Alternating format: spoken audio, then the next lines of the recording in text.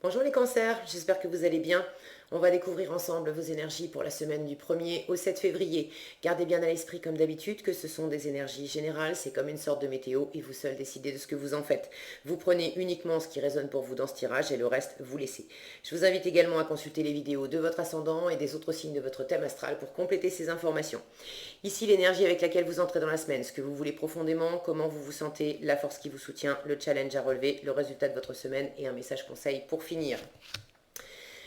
Le 6 de bâton, la tempérance, le diable, le valet de coupe, le 6 de coupe et le 3 d'épée pour finir.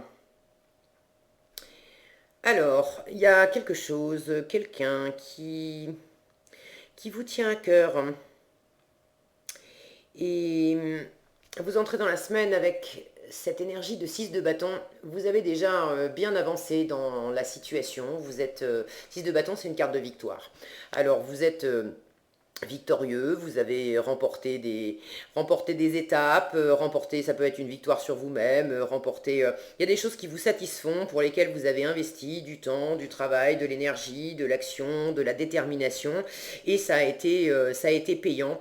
Vous récoltez les lauriers d'une certaine façon. Vous êtes également, vous êtes entouré, il y a des personnes qui vous suivent, qui vous boostent aussi, qui reconnaissent votre valeur, qui reconnaissent ce que vous avez apporté, ce que vous pouvez encore apporter. Le 6 de bâton, il a remporté des étapes, mais il a encore de la route à faire. Donc il y a des gens qui sont là sur ce chemin pour vous soutenir, pour vous encourager, pour reconnaître tout ce que vous avez déjà accompli, et puis pour vous booster aussi à continuer d'avancer. Il y a une notion de fierté ici. Vous pouvez être fier de ce que vous avez accompli et il y a des gens qui sont fiers de vous. Ce que vous voulez, c'est cette énergie de tempérance. Vous voulez de la fluidité, vous voulez une bonne communication avec votre entourage, alors avec une personne, avec plusieurs, bon, vous savez mieux que moi, mais vous voulez quelque chose de fluide, de serein, de tranquille. La tempérance, c'est vraiment une énergie lente, posée, bienveillante. Vous n'avez pas envie d'un trop plein, vous n'avez pas envie que ça fasse des bulles, et vous avez envie de ça précisément parce que vous vous sentez dans cette énergie de diable. Vous êtes très animé par quelqu'un, par quelque chose. Des bulles, justement, ça en fait. Du feu, il y en a. Vous êtes alors sans doute je vous sens à la fois galvanisé par quelque chose, par quelqu'un. Peut-être que pour certains, vous êtes très amoureux. On peut avoir une notion de passion, et notamment de passion charnelle avec le diable. Ça peut parler d'un projet, d'un boulot, de quelque chose qui vous passionne vraiment. Vous avez envie d'avancer, vous avez déjà fait de la route pour aller vers ça. Mais je sens aussi que à la fois, vous êtes galvanisé donc par quelque chose, par quelqu'un, mais qu'en même temps, il y a un trop. De peut-être trop y penser au point que ça vous obsède, ou d'avoir peut-être un peu du mal à trouver un juste équilibre dans cette situation ou avec cette personne, parce qu'on a quand même une forme de domination avec le diable. Alors est-ce que c'est vous qui vous sentez un peu prisonnier de cette situation? Est-ce que c'est vous qui avez tendance à vouloir contrôler la situation ou les personnes pour faire en sorte que ça aille dans votre sens? Mais je sens qu'il y a un trop plein. C'est pas vraiment... j'ai pas l'impression que ça soit vraiment négatif. On peut voir de la toxicité dans le diable, ça peut parler de toxicité, d'addiction aussi. Bon, peut-être que certains cancers se sentiront concernés par ça, et qu'effectivement vous avez envie de revenir à quelque chose de plus stable, plus serein, parce qu'il y a une relation toxique, un environnement toxique. Quand je dis relation toxique, c'est pas nécessairement l'autre personne qui est toxique, mais l'interaction, la situation fait que ça devient toxique pour vous. Et en challenge, vous avez besoin de laisser le passé où il est, de peut-être tourner la page sur quelque chose où vous êtes resté bloqué, enfermé. Bon, ça, je sens que c'est pour certains cancers, mais plus généralement, j'ai beaucoup plus cette sensation d'être très animé par quelque chose ou par quelqu'un, mais il y a un trop-plein. Vous voudriez que ça avance plus vite,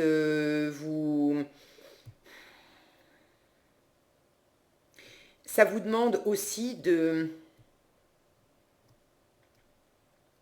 Comment dire? J'ai l'impression que ça vous demande, pour certains, je sais pas, de vous mettre en avant ou de vous investir ou de... Avec c'est ce 6 de couple là qui m'interpelle. Le 6 de couple, bon, nous parle de passé, mais nous parle de don de soi, de gratuité. Et quand on l'a en challenge, il m'indique ici que certains ont du mal à donner, ont du mal à recevoir, ont du mal à s'ouvrir simplement dans une spontanéité de l'instant où on ne fait pas les choses par calcul. On fait simplement les choses parce qu'on est au bon endroit avec la bonne personne, parce que ça nous plaît, parce que c'est sympa, parce que c'est... Il y a un côté enfant intérieur, voilà, spontané, gai, léger, qui va... qui va s'ouvrir, qui va être dans l'ouverture de donner, de recevoir, de faire les choses juste, juste parce que c'est ok pour lui, c'est agréable. Et là, je sens que vous avez un équilibre.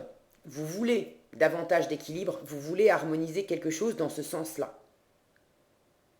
Est-ce que vous vous dominez pour freiner vos envies de donner, et peut-être de donner trop, de donner gratuitement dans une situation qui implique, pour certains, vous êtes peut-être animé par un projet professionnel, et ça vous tient tellement à cœur que vous aimeriez bosser, travailler, voilà, faire votre activité sans vous soucier de l'argent et que vous seriez presque prêt à bosser gratuitement, tellement le simple fait de faire ce qui vous plaît, c'est ok, ça vous galvanise. Maintenant, vous sentez qu'il faut que vous vous maîtrisiez aussi et que vous freiniez le côté un peu je donne tout gratuitement parce il faut aussi payer les factures. Et pour d'autres, c'est l'inverse. Vous êtes très porté par quelque chose ou par quelqu'un, mais ça vous demande en force, ce qui va vous porter, c'est justement de vous ouvrir, de laisser votre cœur parler. Donc, vous êtes dans une énergie là où vous contrôlez, vous essayez de contrôler ce que vous ressentez, vous essayez de contrôler ce que vous dites, ce que vous faites, ce que vous donnez, ce que vous recevez. Il y a une forme de maîtrise, mais pas une maîtrise harmonieuse. Et vous aimeriez justement une maîtrise plus harmonieuse. La tempérance, c'est pas tellement qu'elle nous parle de maîtrise, elle nous parle surtout de fluidité, de trouver la voie du milieu, de mettre de l'eau dans son vin. Il y a quelque chose à tempérer là. Il y a une énergie vive, forte. Est-ce que c'est vif et fort parce que c'est trop retenu, vous contenez, ou au contraire, est-ce que c'est trop vif et fort dans l'expansion et vous avez besoin de calmer un peu le jeu, de revenir à quelque chose de plus tempéré, mais il y a un équilibre à trouver. Cette tempérance parle de communication, donc ça peut être dans les échanges verbaux, mais également dans les échanges, ce que vous donnez en temps, en intérêt, en présence, et puis ce que vous recevez aussi. Vous avez, j'ai vraiment cette notion que vous avez envie de calmer le jeu et de sentir que c'est plus fluide en vous et plus fluide aussi dans la situation. La tempérance, elle nous parle de guérison. Donc tout ce qui vous brûle, tout ce qui est trop, ok. euh, Vous avez besoin de guérir ça et de tempérer ça. Alors ce qui va vous aider le plus cette semaine à faire ça, c'est le cavalier de coupe. C'est d'être déjà dans une position victorieuse. Je vois ce point levé là. Pour certains, vous êtes dans une forme de contrôle, vouloir contrôler la situation, vouloir vous contrôler vous-même. Quand on cherche à contrôler, c'est parce que en dessous, il y a une insécurité. quelle qu'elle soit. Vous savez mieux que moi quelle est votre insécurité.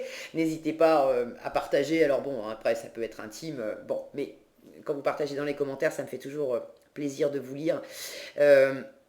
Quoi qu'il en soit, il y a quelque chose à maîtriser. Vous avez l'impression que vous avez besoin de maîtriser, mais ce contrôle cache une insécurité. Dès lors que vous sentez plus clairement quel est le besoin profond touché par cette insécurité, ce qui va vous porter, c'est de le dire, mais de dire simplement ce que vous avez sur le cœur. Alors si c'est pour dire j'aime, j'adore, je suis transporté, j'ai envie d'aller de l'avant, j'ai envie d'aller vers là, de plus communiquer pour aussi accepter de recevoir, ce qui est peut-être un peu compliqué pour certains. Si vous avez un projet qui vous transporte, c'est pas en le gardant pour vous que ça va être le plus fécond. Plus vous allez dialoguer et puis accepter de simplement, gratuitement échanger avec des personnes, ça va vous amener une meilleure sérénité. Donc ça passe vraiment par le fait de dire ce que vous avez sur le cœur, ce qui vous plaît et aussi ce qui ne vous plaît pas. Ce qui est facile et aussi ce qui ne l'est pas.